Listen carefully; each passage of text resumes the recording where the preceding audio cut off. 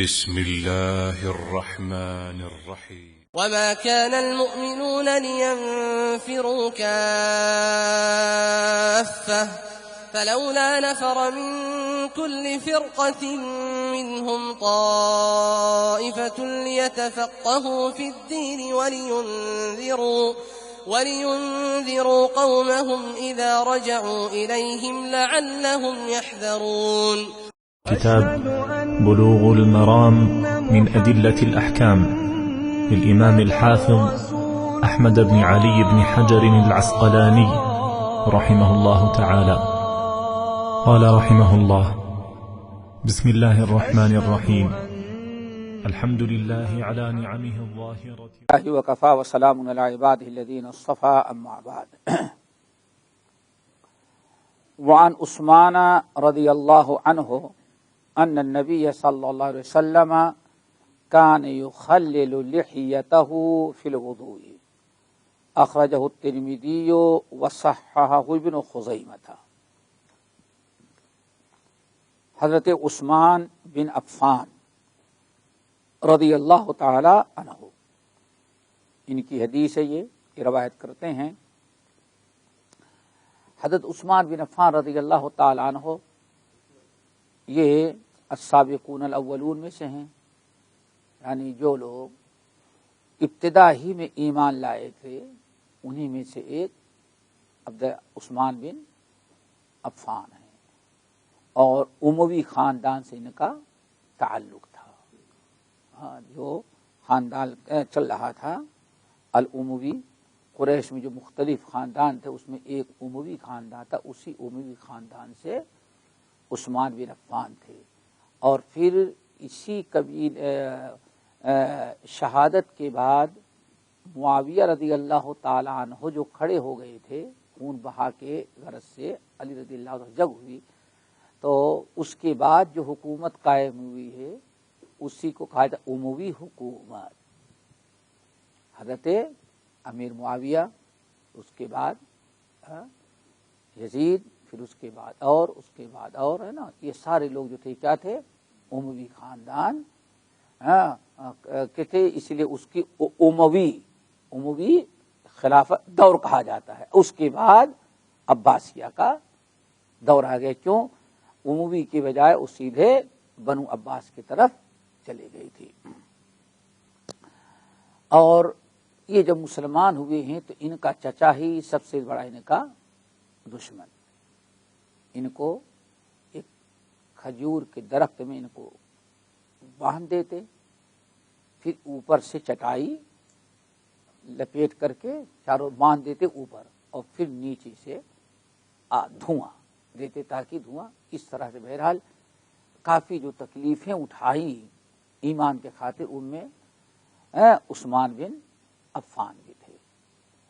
اور سب سے پہلے انسان یہ ہیں جن کے بارے میں ہے کہ اس امت میں جو اپنی بیوی کے ساتھ حبشہ ہجرت کیے ہوئے تھے، اس لیے ان کو صاحب الہجرتین کہا جاتا ہے. سمجھے نا؟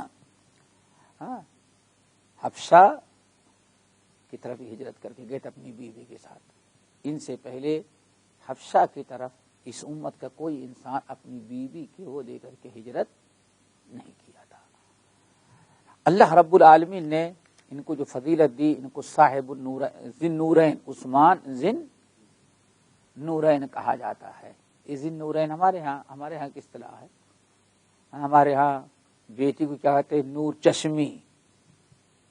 نور چشم اور نور چشمی. تو آپ کی دو بیٹیاں ام کلثوم اور رقیہ یکے بعد دیگرے ان کی زوجیت میں آتی رہیں، اسی لیے ان کو کہا جاتا ہے ذی النورین. ان کے متعلق دشمنوں نے دو چیزیں بڑی غلط منسوب کی ہیں، اس کو سمجھنا چاہیے. اور جو فتنہ اٹھا ہے صحابہ کے خلاف، ان میں یہ دو چیزیں بڑی اہم تھی، اس کو ذہن نشیں کر لینا چاہیے. ایک تو یہ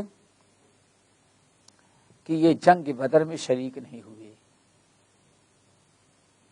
جو سب سے پہلی جنگ تھی کفر و اسلام کی، جنگ بدر، اس میں یہ شامل نہیں ہوئے۔ نمبر 2، جنگ احد میں بھی نہیں ہوئے۔ اتنی جلیل القدر صحابی نہ جنگ بدر میں شامل ہوئے اور نہ جنگ احد میں۔ یہ دونوں چیزیں ہیں جس کی بنا پر دشمنوں کو خوب موقع ملا اور ان کے بدنام کرنے کا بیڑا اٹھایا۔ آج بات سمجھ میں؟ غیروں نے، جو دشمن تھے، حالانکہ یہ دونوں قابل ملامت نہیں ہیں۔ نمبر 1، سب سے پہلی چیز، جنگ بدر میں نہیں شریک ہوئے۔ اس کی وجہ یہ تھی، جب نبی علیہ السلام نکلے جنگ بدر کی طرف تو یہ بھی جانا چاہتے تھے، لیکن نبی علیہ السلام نے ان کو روک دیا۔ کیوں؟ ان کی بیوی کی طبیعت بہت ہی زیادہ خراب تھی، اسی لیے نبی علیہ السلام نے ان کو وہاں جانے سے جنگ بدر میں شریک ہونے سے روک دیا تھا۔ گویا کہ جہاد جنگ بدر میں بہت ثواب تھا، لیکن اس میں ثواب تھا اور یہاں نبی کی اطاعت و فرما برداری تھی۔ اور معاملہ ایسا ہے کہ انسان نبی کی فرما برداری میں اگر رکا تو ہو سکتا ہے اس سے بھی زیادہ ثواب اللہ تعالیٰ ان کو دیا۔ اس لیے کوئی قابل اعتراض چیز نہیں ہے۔ رہی بات دوسری، جو جنگ احد میں شامل نہیں ہوئے تھے، جو لوگ واپس آ گئے تھے، ان میں سے کہا جاتا اس میں عثمان بن عفان۔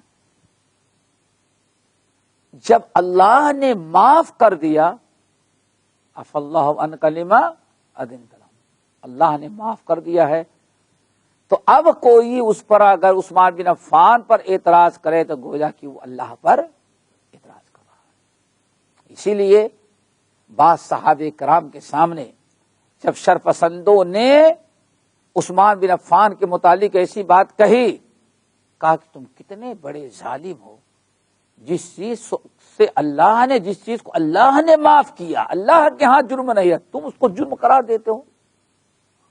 آگے بہت دونوں چیزیں، یہ تو دوسروں کی، اور کچھ اپنوں کی ہیں، اپنوں کے اعتراضات، جو پوری دنیا میں حکومت الہیہ قائم کرنا چاہتے ہیں۔ ان کا اعتراض کیا ہے؟ اللہ اکبر! ابھی سنا ہوگا چند مہینوں پہلے کہ یہ شیعہ سنی کا سارا معاملہ پیدا کر کے امیر معاویہ سارا فتنہ پھیلا کر گئے۔ اللہ اکبر! ریڈیو سے خبر آئی تھی، ٹی وی سے سنا ہوگا، ٹی وی پر بیان ہوتا۔ شیعہ سنی کا سارا فتنہ جو کھڑا کیا ہے، کس نے کیا ہے؟ امیر اللہ حول ولا، یہ سب غلط ہے۔ اپنوں نے جو اعتراض کیا اقربا نوازی کا، کہ عثمان بن عفان کے خلاف جو ہنگامہ کھڑا کیا گیا اس کے ذمہ دار صرف عثمان بن عفان ہے، کیونکہ عثمان بن عفان نے غیروں کو ہٹا کر کے رشتہ داروں پر کلیدی عہدے تقسیم، یعنی عثمان بن عفان اپنے قوم اور قبیلے کے ہاتھوں میں حکومت دے کر کے مضبوط کرنا چاہتے تھے، اس لیے لوگوں کو اعتراض ہوا۔ یہ عثمان بن عفان کے نیتوں پر حملہ کرنا ہے اور تاریخی حقائق کے بالکل یہ خلاف ہے۔ نعوذ باللہ، عثمان بن عفان نے کبھی اقربا نوازی کے بنا پر اپنی کرسی اور خلافت کو مضبوط کرنے کے لیے کبھی کسی رشتہ دار کو کہیں کا گورنر یا کہیں کا عامل اور قاضی مقرر نہیں کیا۔ چلو،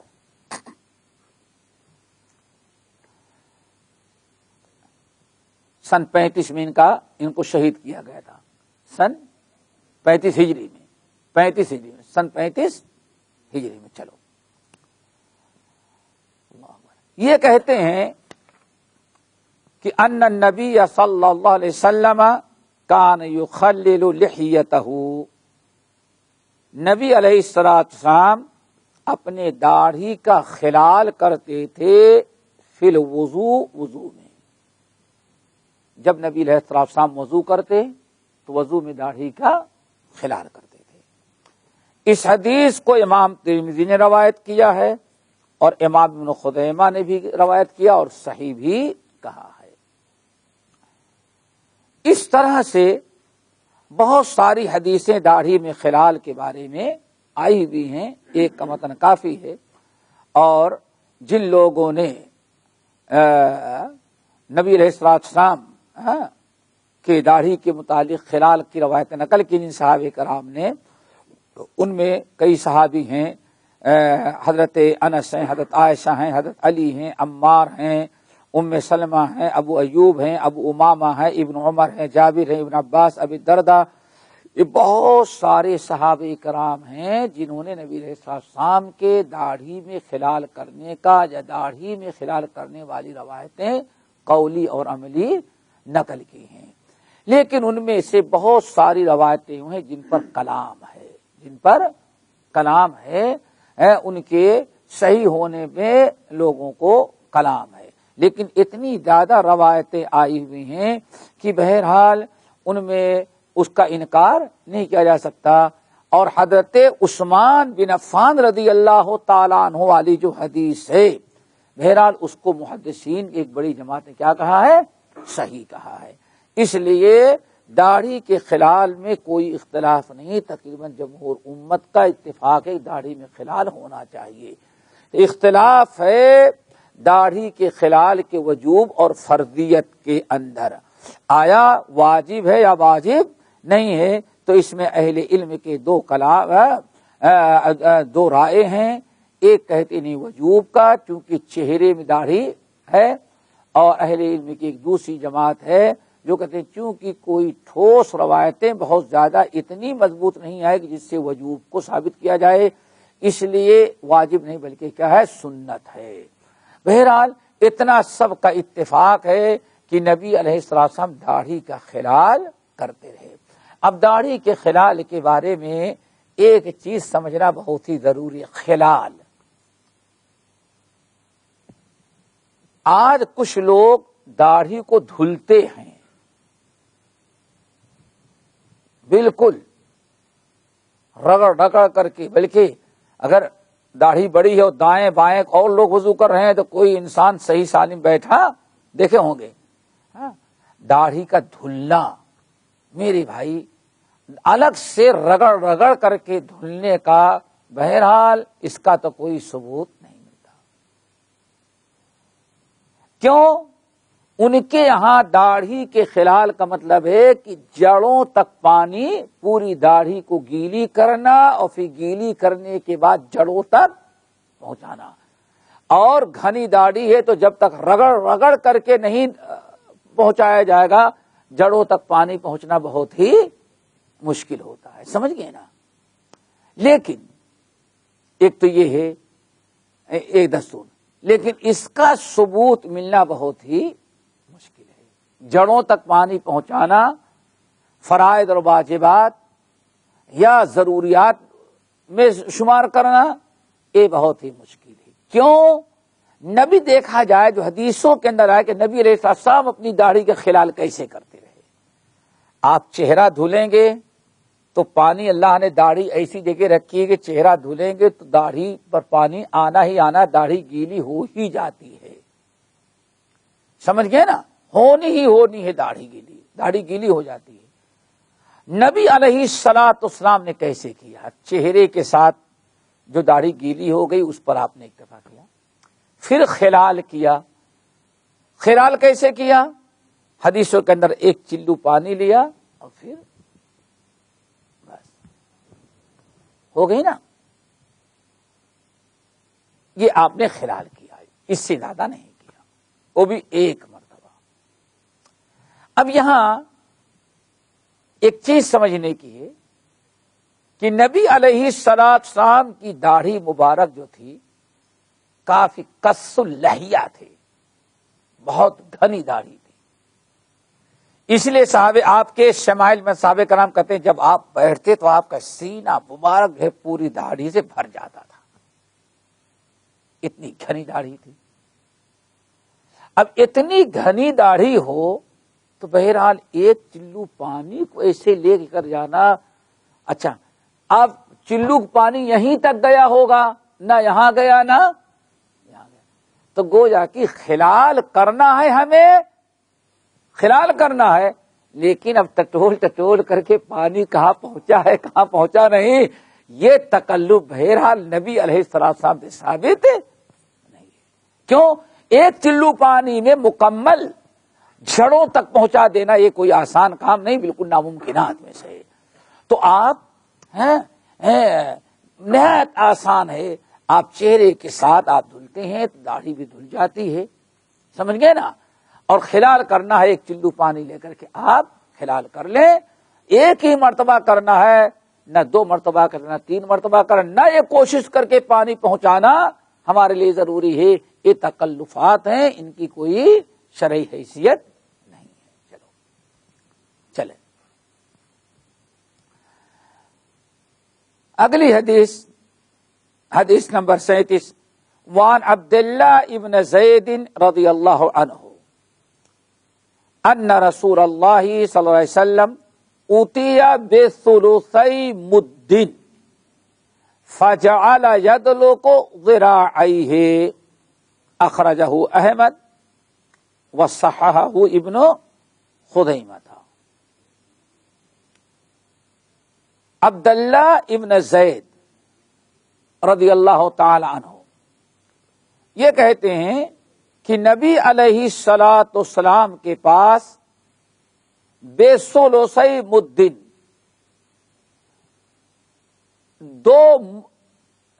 ایک مد کا 2/3 پانی لایا گیا وضو کرنے کے لیے۔ فجعل یدلق ذراعیہ، تو نبی علیہ السلام نے وضو کیا تو وضو کے ساتھ آپ اپنے ذرا کو ہاتھوں سے رگڑ رہے تھے۔ اس حدیث سے کو یہاں 2 مقصد کے تحت بیان کیا جا رہا ہے۔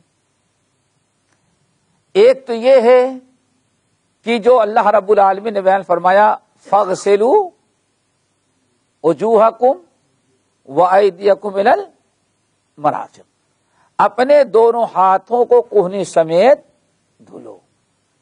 پیچھے جتنی احادیث آئی ہیں نبی علیہ السلام نے 2 مرتبہ دھلا، 3 مرتبہ، بعض روایتوں میں 1 مرتبہ بھی ہے، لیکن دھلنے کی کیفیت بیان نہیں کی گئی۔ یہ حدیث ہے۔ اور اسی طرح سے سنن ابی داؤد میں ام عمارہ الانصاریہ جو مشہور صحابیہ ہیں ان کی بھی روایت بسند صحیح منقول ہے، جس میں دھلنے کی کیفیت بیان کر دی گئی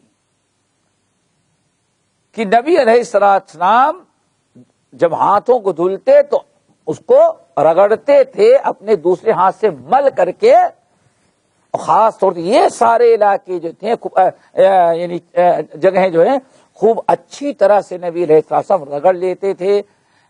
صرف پانی ڈال دینا کافی نہیں ہے دھلنے کے لیے، بلکہ ساتھ میں دائیں ہاتھ کو دھل رہے تو بائیں ہاتھ سے رگڑنا، اور بایاں ہاتھ دھل رہے ہیں تو دائیں ہاتھ سے رگڑنا، یہ بھی وضو کرنے کا ہاتھ دھلنے کا ایک حصہ ہے۔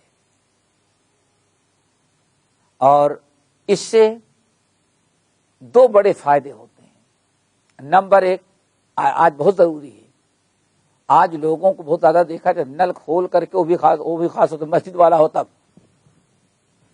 یہاں رکھ دیا، پانی گیلا ہوگا سمجھتے بس کافی نہیں، دلک ہونا چاہیے، دلک مالش کرنا، دلک کے معنی مالش کرنا نہیں رگڑنا۔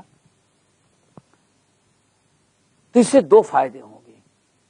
ایک فائدہ تو یہ ہوگا کہ آپ اگر ذرا رگڑیں گے تو اس سے دھول، مٹی، پسینہ میل کچیل جتنے ہوتے سب کیا ختم ہو جاتے ہیں.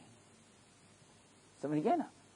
نمبر 2، کبھی ایسا ہوتا ہے پانی جھٹکے سے چلا جائے، ممکن ہے کہ کہیں نہ پہنچا ہو، تو آپ اس کو ذرا مسل کر کے رگڑ کے دھلیں گے تو پانی پہنچ بھی جائے گا، اور ہاتھ گیلا رہتا ہے اس سے بھی ہر جگہ پانی پہنچ کر کے مکمل وضو ہو جائے گا. کہیں ذرہ برابر جگہ خشک باقی نہیں رہ جائے گی. اس لیے دلک کا خیال رکھنا چاہیے.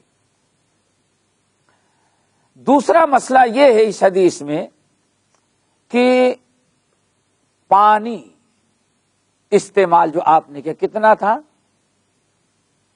1 مد کے 3 حصوں میں سے 2 حصہ.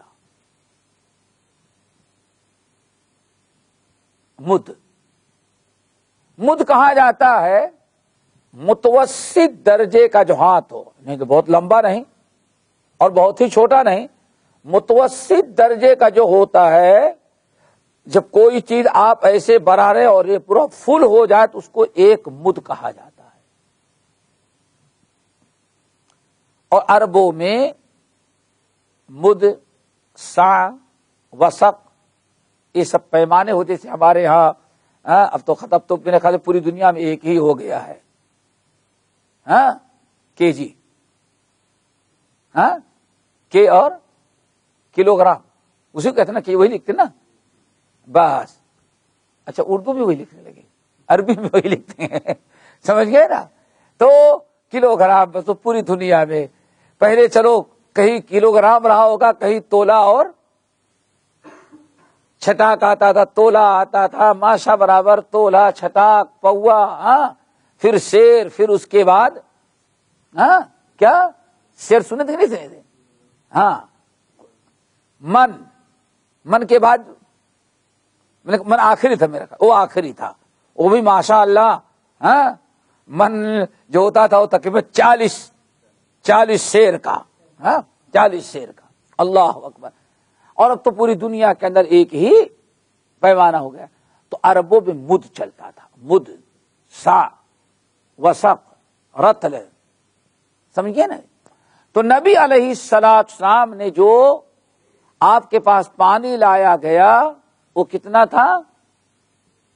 2/3 رتل، اور آپ نے اسی سے وضو کیا. کہا جاتا ہے سب سے کم جو روایتیں، جو سب سے کم پانی استعمال کرنے کا جو تذکرہ صحیح حدیثوں کے اندر آیا ہے وہ یہی ہے. اس سے کم پانی کا استعمال کرنا کسی بھی صحیح حدیث سے آپ سے ثابت نہیں. بعض روایتوں میں ایک ثلث، بعض روایتیں آئی ہیں جن میں کتنا آیا ہوا ہے؟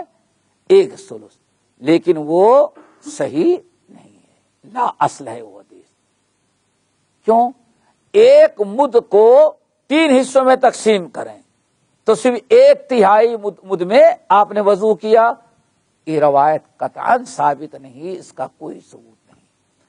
جو صحیح حدیثوں میں آیا ہے کم سے کم پانی آپ نے استعمال کیا کتنا وضو میں؟ 2 ثلث مد. 1 مد کا 2/3، 2 ثلث. اور یہ مختلف روایتوں میں آیا ہے، ایک میں نہیں بلکہ کئی روایتوں میں آیا ہے. اور اسی کو کم سے کم کہا جاتا ہے آپ نے وضو میں پانی اتنا استعمال کیا.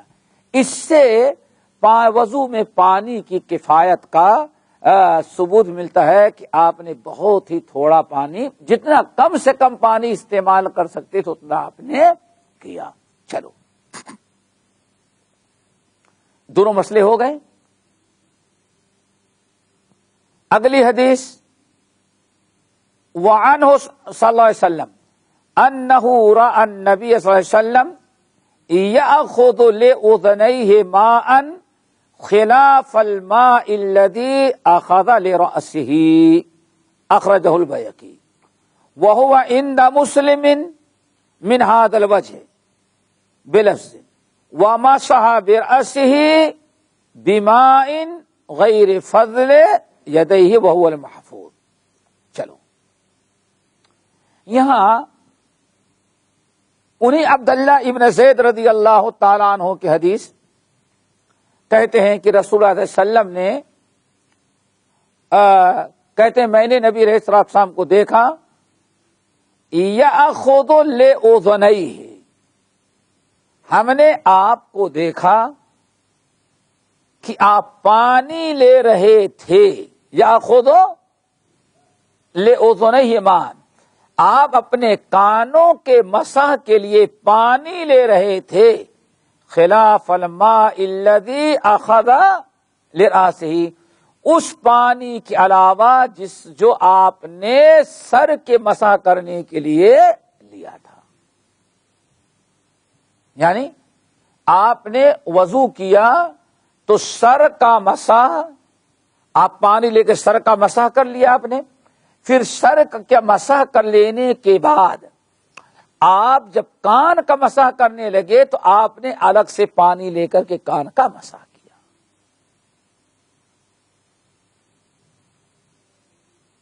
یعنی آپ نے پانی لیا، سر کا مسح کیا، ہاتھ میں تراوٹ تو رہتی ہی ہے، سر کا مسح کیا، لیکن جب آپ کان کا مسح کرنے لگے تو پھر دوبارہ آپ نے نیا پانی لے لیا، اس سے کان کا مسح کیا. سمجھ گئے نا؟ یہ کہاں کی حدیث ہے؟ بہقی کی. وَهُوَ عِندَ مُسْلِمٍ، اور صحیح مسلم میں ایک حدیث موجود ہے، یہی حدیث الفاظ اس کے بدلے ہیں. وَمَسَحَ بِرَأْسِهِ، اور رسول اللہ صلی اللہ علیہ وسلم نے اپنے سر کا مسح کیا. بِمَاءٍ غَيْرِ فَضْلِ يَدَيْهِ، اس پانی کے علاوہ جو ہاتھ سے بچا ہوا نہیں تھا. یعنی وہی معنی، الفاظ بدلے ہوئے. آپ نے ہاتھ میں جو بچا ہوا پانی سر کے مسح کے بعد، جو ہاتھ میں تراوٹ تھی، آپ نے سر کا مسح، کان کا مسح اس سے نہیں کیا، بلکہ کان کے مسح کے لیے آپ نے الگ سے پانی لیا. یہ حدیث محفوظ ہے. اور یہاں جو ہے اب مسئلہ دو ہے. مسئلہ جو ہے، ایک مسئلہ تو یہ ہے کہ کان کا مسح کیا جائے گا. کان دھویا نہیں جائے گا بلکہ کان کا مسح کیا جائے گا. چار جو اعضاء بیان کیے گئے، فاغسلوا وجوہکم وایدیکم الی المرافق وامسحوا برؤوسکم وارجلکم الی الکعبین، یہ چار کے دھلنے کا تذکرہ ہے. کان جو ہے دھلنے میں نہیں آئے. کیوں؟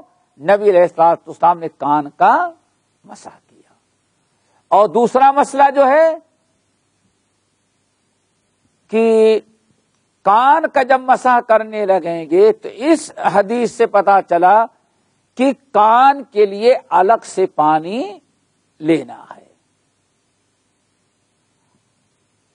سر کے مسح کے لیے جو آپ نے پانی لیا تھا، گرچہ ہاتھ آپ کا گیلا ہے لیکن وہ پانی کافی نہیں ہے، کیونکہ نبی علیہ السلام نے سر کے مسح سے فارغ ہونے کے بعد کان کے مسح کے لیے الگ سے پھر پانی لیا اور اپنے کانوں کا اس سے مسح کیا. یہ اس طرح سے واضح ہے. یہاں ائمہ کا اختلاف ہے کہ سر کے مسح کے، کان کے مسح کے لیے نیا پانی لینا ہے یا کہ وہی پانی موجود ہے. تو امام ابو حنیفہ رحمۃ اللہ علیہ کے ہاں تو آپ نے دیکھا ہوگا کہ پانی کیا ہے، وہی ایک ہی بار، الگ سے پانی نہیں لینا ہے، وہی پانی جو سر کا آپ نے لیا ہے اسی کے ساتھ کر لیں گے. لیکن کرنے کا انداز اس میں الگ ہوگا. وہ کیوں؟ چونکہ مائع مستعمل استعمال کرنا ان کے ہاں جائز نہیں ہے، اس لیے اب ان کے یہاں پانی تو آپ نے لے لیا سر کا مسح کرنے کے لیے، ہاتھ گیلا کیا، لیکن اب مسح کرنے کے لیے اسی پانی سے سر کا بھی مسح کرنا ہے اور کان کا بھی مسح کرنا ہے، اس لیے اب ان کے ہاں مسح کی بڑی مشکل ترتیب بیان کی گئی ہے۔ وہ زبانی نہیں سمجھ سکتا بغیر استاد جب تک عمل کر کے نہیں بتائے گا۔ آ گیا؟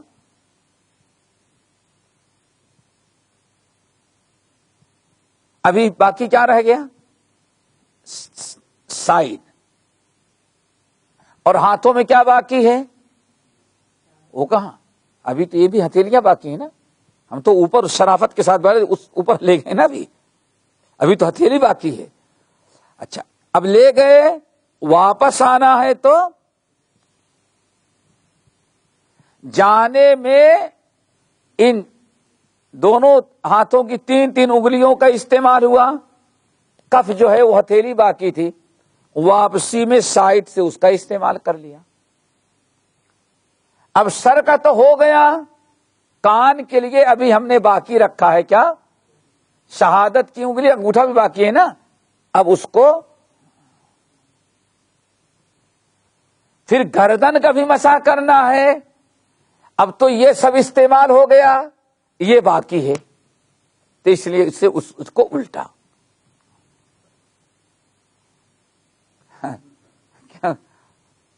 نہیں، مشکل ہے، اس میں نہیں ہوگا بھائی، اس میں نہیں ملے گا، یہ ہے، لیکن کرنا ایک ہی سے ہے۔ دیگر اہل علم کہتے ہیں اچھا اگر ہے الگ سے کر لیا کوئی حرج نہیں، لیکن اور جمہور اہل علم جو کہتے ہیں، امام احمد بن حنبل ہیں اور امام شافعی ہیں، امام مالک ہیں، یہ لوگ کیا کہتے ہیں؟ اگر اسی پانی سے کرنا ہے تو آپ یعنی الگ الگ کرنے کی ضرورت نہیں، اور چونکہ بہرحال صرف پانی، دیکھیں یہ بال پانی جذبہ نہیں کرتا، جتنا گیلا ہے اتنا ہی گیلا آپ کا رہ جائے گا، اور واپسی میں سر کا مسح کر لینے کے بعد آپ بھر کے ہاتھ لے جائیں پورے سر کا، پھر واپس لوٹا لیں۔ کیوں؟ نبی علیہ السلام کے بارے میں آتا ہے پیشانی اس پر آپ ہاتھ رکھ کر کے پیچھے لے جاتے، پیچھے سے پھر واپس لا لیتے، اور جب پیچھے آپ لے کر کے چلے جاتے تو گدی تک چلا جاتا تھا ہاتھ، الگ سے گردن کا مسح کرنے کی کوئی ضرورت نہیں رہتی تھی، اس لیے ثابت بھی نہیں ہے، اس کو ثابت بھی نہیں ہے ایسے مسح کرنا۔ اسی پانی سے الگ الگ پانی الگ الگ پانی لیا نا، وہ حنفیہ کے نزدیک تو آسان۔ یہاں ایک دوسری حدیث ہے اور تقریباً وہ 10-12 صحابہ سے مروی ہے، وہ کیا ہے؟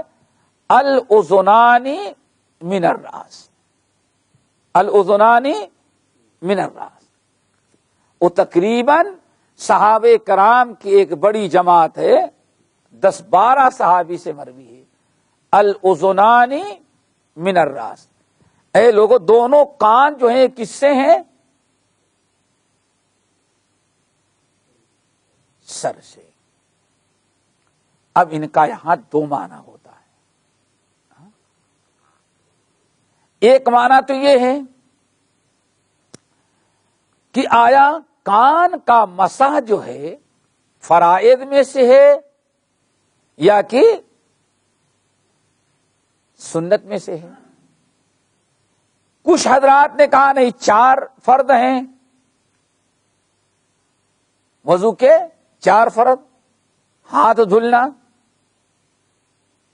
چہرہ دھلنا، سر کا مسح کرنا اور پیر کو دھلنا۔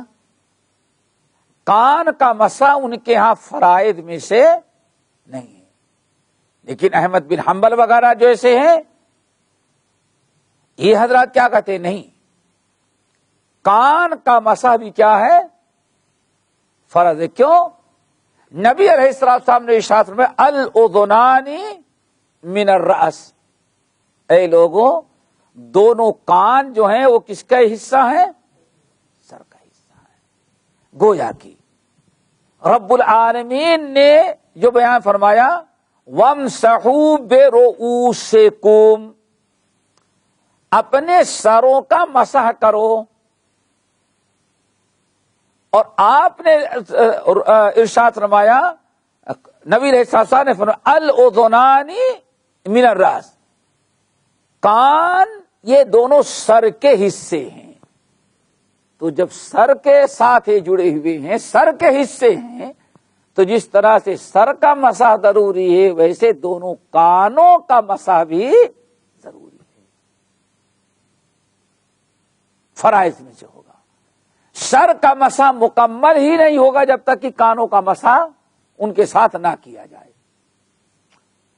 اب یہ دوسری چیز ہے کہ پچھلی حدیثیں جو آپ نے سنا کہ دونوں کا پانی الگ الگ آپ نے لیا، وہ اپنی جگہ پر ہے، پانی الگ لینا، لیکن آخر پانی بھی لیا تو مسح کرنے کے لیے لیا، تو اس کا یہ مطلب ہے الاذنان من الراس کہ دونوں کان جو ہیں سر میں شامل ہیں، سر سے جڑے ہوئے ہیں۔ جیسے سر کا مسح کرنا فرائض میں سے ہے، ایسے ہی سر کے ساتھ کان کا مسح کرنا بھی فرض ہے۔ ایک مسئلہ یہ۔ نمبر 2، جو دوسرا بڑا مسئلہ ثابت ہوا وہ یہ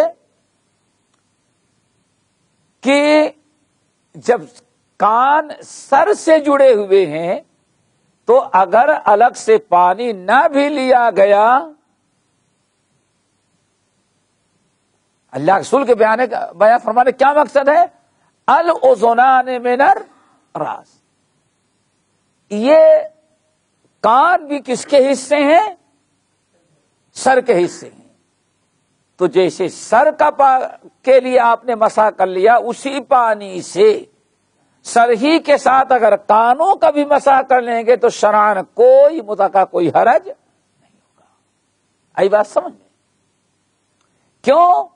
اللہ رسول فرمایا الاذنان من الراس، نیا پانی لینے کی کوئی ضرورت نہیں ہے۔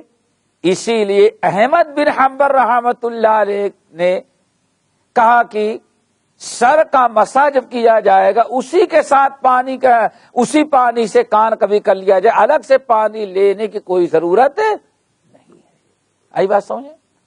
اس حدیث سے تو بالکل واضح الاذنان من الراس۔ لیکن چونکہ اس سے پہلے حدیثیں گزر چکی ہیں کہ نبی علیہ السلام نے سر کا مسح کیا، سر کا مسح کر کے فارغ ہونے کے بعد کان کے مسح کے لیے آپ نے الگ سے پانی لیا۔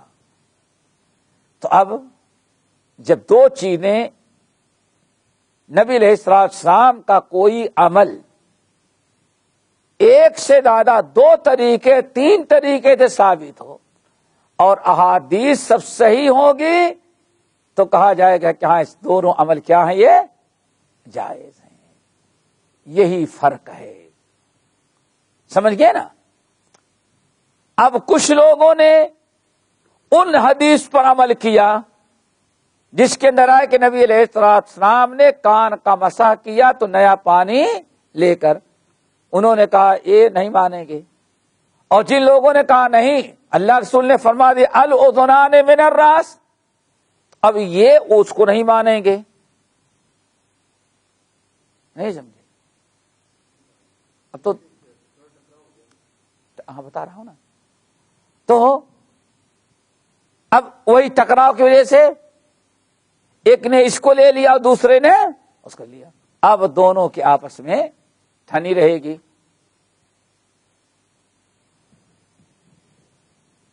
اب حدیثیں اگر دونوں طرف کی ثابت ہیں تو ہی کہا جائے گا نبی علیہ السلام نے دونوں عمل کیا ہے، انسان جیسے چاہے کر لے۔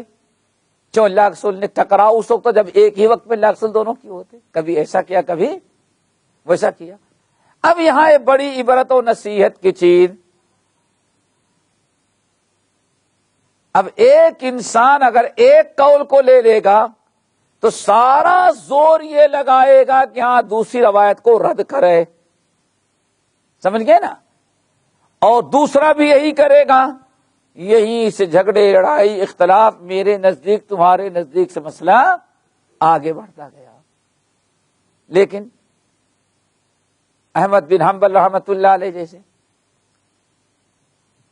یا محدثین کا گروہ، ان کے ہاں کہتے ہیں دونوں حدیثیں قابل عمل ہے، دونوں کی سند صحیح ہے، تو اس کا مطلب کہ نبی علیہ السلام نے کبھی نیا پانی لیا اور کبھی اسی پانی سے وضو کر لیا. اب آپ بتائیں آزاد رہ جانے میں ساری حدیثوں پر عمل ہے کہ ایک کا بن جائے پھر سارے حدیثوں پر عمل ہے؟ 4 ہی آنا نصیب میں آئے گا، 12 آنے چھوٹ جاتے ہیں. نہیں سمجھ آیا؟ اگر 54 لے لو گے تو بڑا مسئلہ یہی آئے گا، صرف 54 پر اکتفا کرنا پڑے گا، 12 آنے چھوٹ جائے گا. ہمارے بھائی نہیں سمجھے. اور اگر انسان 54 پر نہ اکتفا کرے، سمجھ گئے نا، تو پورے 12 آنے پر عمل ہوگا. کب؟ جب انسان آزاد ہوگا. ایک نے کہہ دیا کہ فجر میں قنوت ہے، دوسرے نے کہا نہیں ہے. آپ جھگڑے کے اندر ایسا، سمجھ گئے نا، کیوں؟ وہ اگر قنوت والی حدیث لے لیتا ہے تو ان ساری حدیثوں کی تعویل کرے گا اور رد کرنے کی کوشش کرے گا جن حدیثوں میں قنوت فجر کا تذکرہ نہیں ہے. اور اگر قنوت فجر نہیں پڑھتا تو 1000 کوششیں کرے گا اس حدیث کو رد کرنے کے لیے جس میں قنوت فجر کا تذکرہ آیا ہوا. آپ آپس میں لڑائیاں ہوگی، مسجدیں الگ، امام الگ، یا کم سے کم یہاں جو آ جائے گا تو اگر قنوت والا امام ہے تو بغیر قنوت والا کہے گا کھانا خراب کیا کرتا ہے. یہی ہو رہا ہے، وہ مسجد چھوڑے گا. اور اگر بغیر قنوت والا امام ہے تو وہ قنوت والے یا تو فجر کی نماز چھوڑیں گے، اور کچھ لوگ تو 1 رکعت چھوڑ دیتے تاکہ ہماری قنوت پوری ہو. اور کچھ لوگ ایسے ہیں امام سمع اللہ لمن حمدہ کہنے کے بعد اللہ اکبر کہہ کے رکوع میں گیا اور اس نے کہا تم رکوع کرو یا نہ کرو، تمہارے نہ ہمیں اپنے امام کی لاج رکھنی ہے، وہ اللہم اہدنی فیمن ہدیت پڑھتا کھڑا رہ جائے گا. سمجھ گئے نا. اور اگر 4 آنے پر اکتفا نہ کیا جائے، بھائی جتنی حدیثیں صحیح ہوں گی، تو مثلا جن کا عمل ساری حدیثوں پر پورے 12 آنے پر ہے، ایک 54 پر نہیں، وہ کیا کہتے ہیں؟ الحمدللہ، بڑی اچھی بات. بھائی کہتے ہیں کہ نبی علیہ السلام کی احادیث کو دیکھا جائے تو اغلبی اوقات میں، اکثر اوقات میں آپ نے قنوت فجر نہیں پڑھی، لیکن ان احادیث سے پتا چلتا ہے کہ آپ گاہے بگاہے آپ قنوت فجر بھی پڑھ لیتے تھے. اب آپ بتائیں فائدے میں کون رہے؟ کون ہے بھائی؟ پورے 100 پیسے 12 آنے پر عمل کرنے والے، 16 آنے پر. ہاں، ورنہ وہ 54 میں چکر آ گیا، 54 میں چکر ہی ہے. اب دیکھو، ایک امام کہتا ہے اللہ اکبر کیا اور ساری زندگی گزر گئی، بسم اللہ الرحمن الرحیم الحمدللہ رب العالمین، پھر غیر المغضوب علیہم ولا الضالین، پھر کیا پڑھا؟ بسم اللہ الرحمن الرحیم قل هو اللہ احد. ٹھیک ہے نا، وہ زندگی بھر ایسے پڑھتا رہا. اس کے برخلاف کتنے ایسے ہیں کہ انہوں نے زندگی میں کبھی زور سے بسم اللہ الرحمن الرحیم نہ سنا نہ پڑھا. سارا معاملہ وہی 54 کا، ایک کو پکڑ لیا تو اب 12 آنے کو چھوڑنا پڑے گا ساری زندگی لڑنے میں. اور اگر کتاب و سنت عمل کرنا ہے تو ماشاءاللہ آسان سی بات ہے بھائی. کہ صحابہ کرام کہ اقوال افعال احادیث بھائی دونوں عمل جائز ہے، لیکن اکثر حدیثوں میں یہی آیا کہ نبی علیہ السلام آہستہ پڑھتے تھے، اور بعض روایتوں میں ہے کہ آپ جہرن بھی پڑھ لیتے رہے۔ اس لیے بہتر ہے کہ انسان سری پڑھے، اور اگر کبھی کبھار جہرن پڑھ لیتا ہے تو کوئی مداقع، کوئی حرج نہیں، کوئی قابل ملامت اور قابل اعتراض چیز نہیں ہے، تو سارا معاملہ کیا ہو جاتا ہے؟ آسان ہو جاتا ہے۔ اس لیے کہتے ہیں کہ سب سے بڑے خوش نصیب احمد بن حنبل اور ان کے ساتھی ہیں اور اہل الحدیث، جنہوں نے کہا کہ الاذنان من الراس، یہ بھی صحیح ہے اور وہ بھی ہے۔ انسان کو چاہیے کہ کبھی ایسا وضو کر لے، کبھی نیا پانی لے لے، کبھی اسی پانی سے وضو کر لے، کوئی مداقع، کوئی حرج نہیں ہوگا۔ بس چلو، سبحانک اللہم و بحمدک، اشہد ان لا الہ الا انت، استغفرک و اتوب الیک۔